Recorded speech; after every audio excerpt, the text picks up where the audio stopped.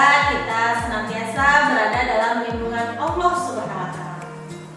Perkenalkan, saya Ana Maria Octaviani, dosen tetap pada program studi pendidikan guru sekolah dasar Fakultas Keguruan dan Ilmu Pendidikan Universitas Primageraha, Serang, Banten. Saat ini saya sedang mengikuti sertifikasi dosen gelombang 1 tahun 2025 yang diselenggarakan oleh Kemendikti-Saintek. Sebagai bagian dari proses tersebut, saya menyusun pernyataan diri dosen dalam unjuk kerja Tridharma Perguruan Tinggi atau biasa disebut PDD UKT PT. Pada kesempatan ini, saya akan memaparkan salah satu mata kuliah yang saya ampu, yaitu konsep dasar IPA yang diajarkan pada semester 2 tahun akademik 2024-2025 dengan beban 3 SKS. Mata kuliah ini merupakan mata kuliah wajib dengan kode SD 2006. Selanjutnya, perkuliahan dilaksanakan selama 16 kali pertemuan termasuk ujian tengah semester dan ujian akhir semester. Dalam proses pembelajaran ini, saya mengimplementasikan pendekatan konstruktivisme yang berfokus pada peran aktif mahasiswa dalam membangun pengetahuan melalui pengamatan belajar yang bermakna.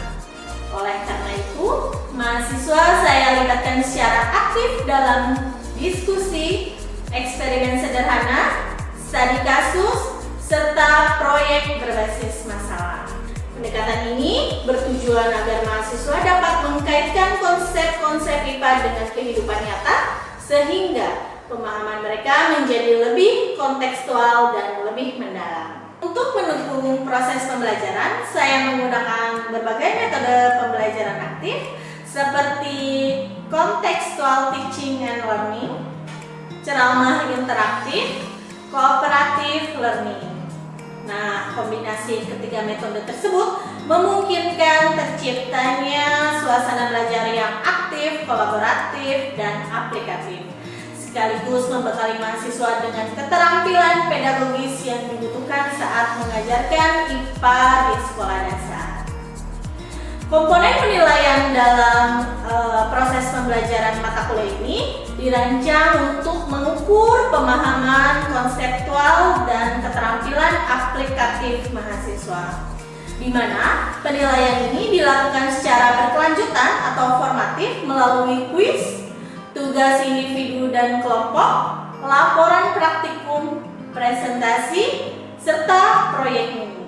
Selanjutnya, penilaian sumatif dilakukan melalui UTS dan UAS. Mata kuliah ini membahas prinsip-prinsip dasar ilmu pengetahuan alam yang menjadi fondasi pembelajaran IPA di tingkat sekolah dasar.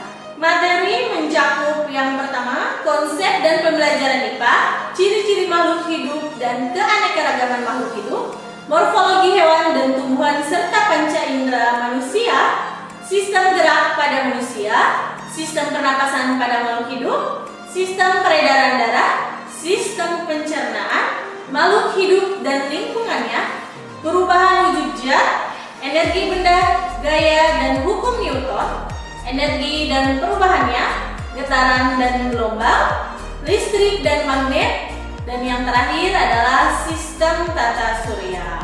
Melalui mata kuliah ini, mahasiswa diharapkan mampu memahami konsep-konsep IPA secara ilmiah dan mengaplikasikannya dalam perencanaan pembelajaran kontekstual, inovatif, dan sesuai dengan karakteristik peserta didik di sekolah dasar.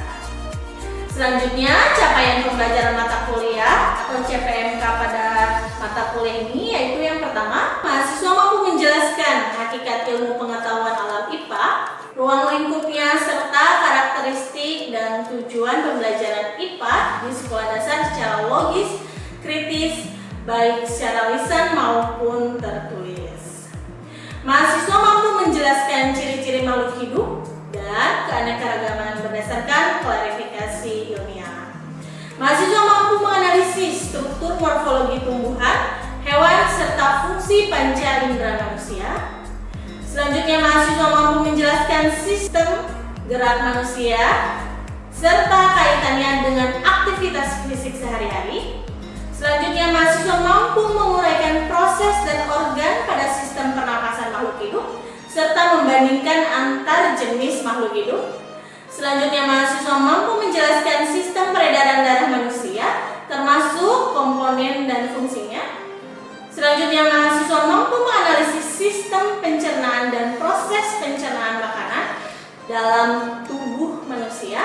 Selanjutnya, mahasiswa mampu menjelaskan hubungan antara makhluk hidup dan lingkungannya serta komponen penyusunan ekosistem. Selanjutnya, mahasiswa mampu menjelaskan sifat zat, perubahan wujud zat, serta penerapan dalam kehidupan. Selanjutnya, mahasiswa mampu menganalisis konsep gerak, gaya, dan hukum Newton melalui eksperimen sederhana. Selanjutnya, mahasiswa mampu menjelaskan berbagai bentuk energi dan perubahan energi dalam kehidupan sehari-hari. Selanjutnya, mahasiswa mampu mengidentifikasi konsep gerakan dan gelombang serta aplikasinya dalam fenomena alam. Mahasiswa mampu menjelaskan konsep dasar listrik dan magnet serta penerapannya dalam pembelajaran di SD. Dan yang terakhir adalah mahasiswa mampu menganalisis sistem tata surya dan menjelaskan fenomena gerhana, rotasi, dan revolusi bumi. Baik, untuk tahap selanjutnya, mari kita simak video pembelajaran mata kuliah konsep dasar IPA ini untuk melihat secara langsung bagaimana saya mengelola proses belajar mengajar dalam kelas semester 2 mata kuliah konsep dasar IPA ini, program studi PGSD Universitas Primagraha Serang, Banten. Terima kasih. Wassalamualaikum warahmatullahi wabarakatuh. Assalamualaikum warahmatullahi wabarakatuh. Waalaikumsalam warahmatullahi wabarakatuh. Siap teman-teman? Siap. Gimana kabarnya hari ini? Alhamdulillah, luar biasa. Allahu Akbar. Hari ini kita akan belajar konsep dasar IPA, namun berbeda dari pertemuan-pertemuan sebelumnya. Kita menggunakan integrasi ya, menggunakan sistem website. Silakan teman-teman untuk panduannya, lihat linknya sudah saya kirim ke grup, ada? Nah, kalian coba langkah-langkahnya dilihat untuk buku panduan website. Silakan kalian cek di situ, download. Ada langkah-langkah per pembelajarannya. Silakan ya, literasi digitalnya untuk dilihat. Udah ketemu? Di buku panduan website PLD ya. Nah, buku panduannya seperti ini, sama dengan layar di handphone teman-teman. Oke, nah di situ ada langkah-langkahnya ya. Sudah bisa dipahami teman-teman?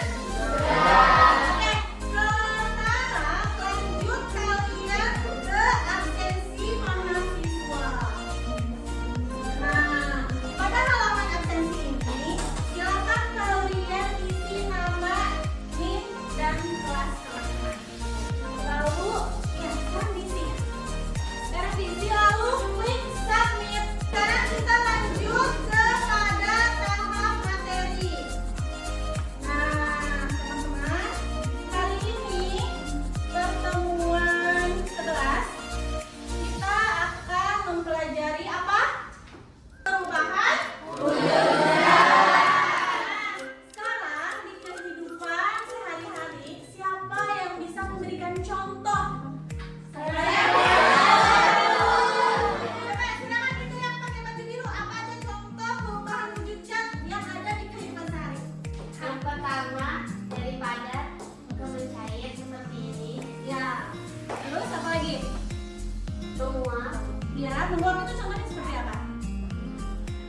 Ketika kita memasak air, nah airnya mendidih. Di atas tutup pancinya itu ada kop air. Oh iya. Oke, tepuk tangan buat siapa? Kita selanjutnya ada lagi yang menambahkan?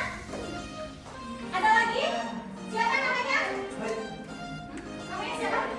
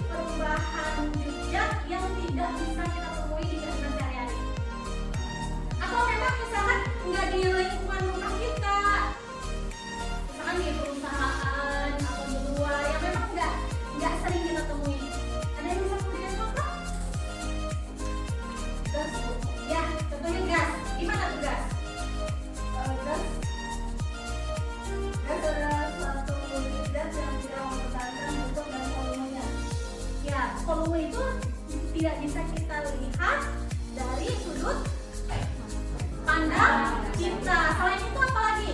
Ada lagi yang tahu? Teman-teman, setelah tadi teman-teman ketahui contoh-contoh yang ada di kehidupan sehari-hari, silakan teman-teman klik untuk materi pertama ya. Iya, Ibu. Nah, sebelum itu teman-teman saya akan jelaskan dulu. Pada pertemuan hari ini kita akan membagikan kelompok. Silakan teman-teman bagi kelompok menjadi 5 kelompok. Untuk pemilihan kelompoknya secara random aja, kenyamanan teman-teman. Sekarang kita bagi kelompok dulu ya, biar nanti pembelajarannya lebih menarik. Oke, baik teman-teman. Silakan halo. Oke, sudah ketemu dengan teman kelompoknya? Nah, teman-teman, hari ini kita akan mempelajari materi perubahan juga dengan materi dan praktikum ya. Alat dan bahannya teman-teman sudah dibawa kan? Nah, sebelum itu saya akan memberikan penjelasan dulu. Pada hari ini kita akan melaksanakan model pembelajaran berbentuk ILD, tapi menggunakan bantuan website, yaitu menggunakan website yang diintegrasikan model ILD. Nah, langkah-langkah pada pembelajaran hari ini yaitu pertama step 1 kita melakukan prediksi, di mana di dalam prediksi ini teman-teman akan saya berikan suatu video, lalu teman-teman silahkan lihat videonya, lalu berikan komentar sesuai dengan pertanyaan pada step pertama. Nah, selanjutnya ada step kedua, yaitu pengalaman. Nah, pada pengalaman ini teman-teman akan menemukan 2 materi, yaitu uji coba dan beberapa materi penguat dari para ahli, apa itu perubahan kerja. Nah, silakan teman-teman buka pada step kedua. Nah, di tahap pertama pun ada uji coba ya. Nah, nanti ada langkah-langkahnya, ada bagaimana kalian melakukan uji coba, alat dan bahannya pun sudah teman-teman siapkan. Nah, selanjutnya itu ada refleksi tahap ketiga, di mana refleksi itu teman-teman akan memberikan komentar sesuai temuan yang diuji coba dan materi yang ada di pengalaman ya. Nah, nanti tolong untuk memberikan refleksi itu hasil diskusi dengan teman kelompok. Tapi kalau misalkan Bu, saya boleh nggak mengisi secara individu perwakilan kelompok, silakan. Bu, boleh nggak saya semuanya tetap ngisi dengan pemikiran yang berbeda, asalkan ada pendapat ahlinya ya. Karena saya akan menilai tahap-tahap pengisian teman-teman. Oke? Nah, di dalam refleksi ini setelah teman-teman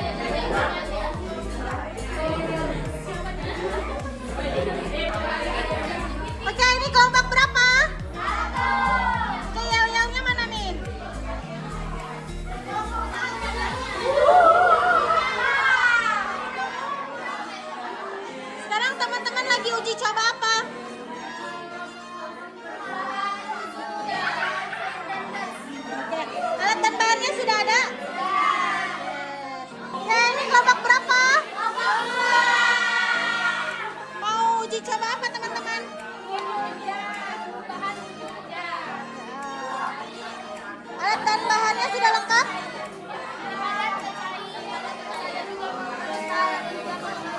Jangan lupa langkah-langkahnya ya. Oke, sekarang ini kelompok berapa? Yel-yelnya mana?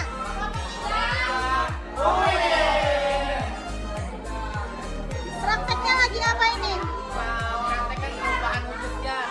Perubahan wujud zat mengenai apa bahannya?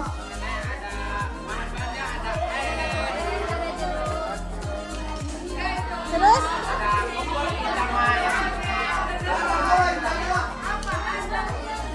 Udah lengkap alat dan bahannya? Oke, semangat ya. Ini kelompok berapa? Kelompok 5. Yel-yelnya mana?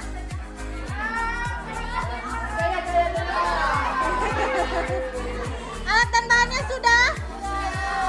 Oke, semangat ya. Ini kelompok terakhir. Ini kelompok berapa teman-teman? Alat dan bahannya sudah ada? Oke, praktek apa ini? Oke, ini apa aja bahan-bahannya? Air, terus panci. Itu apa, Ter? Termometer, es batunya ada? Es batu ada ya? Oke, jangan lupa langkah-langkahnya ya teman-teman. Semangat.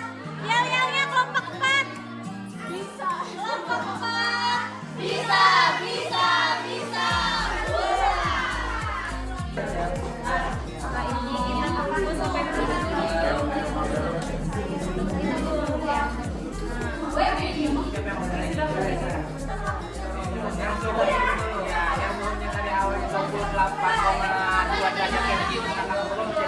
Ya teman-teman, mari kita saksikan perubahan wujud ini.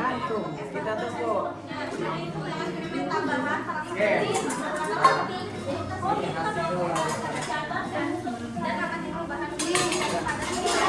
Ini adalah contoh. Beri tepuk tangan untuk kelompok 3.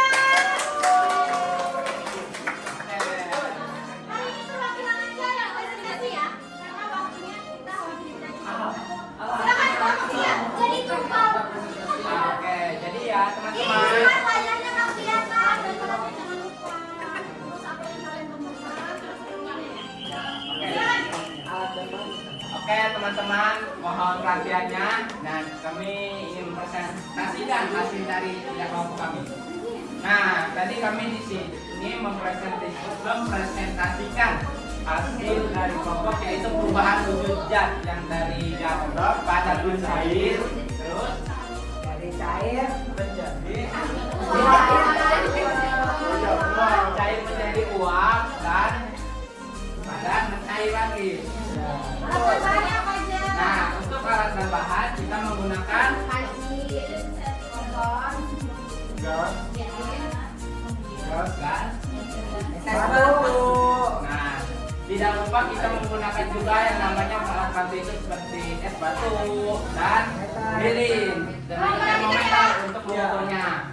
Nah, yang pertama itu kami melakukan eksperimen untuk mengukur suhu di lingkungan sekitar dulu, yaitu suhu di lingkungan kita terdapat berapa tadi kan Pak? 28 derajat Celcius. Nah, suhu di lingkungan kita terdapat 28 Ruangan. Jadi derajat ruangan kita ada 28 derajat Celcius. Selanjutnya kita melakukan eksperimen yang kedua yaitu perubahan wujud zat yang dari zat cair menjadi uap. Nah, dari zat cair menjadi uap itu yang tadinya suhu 28 derajat Celcius berubah menjadi 87 derajat Celcius. Terdapat peningkatan suatu suhu dengan adanya dorongan dari api kompor itu.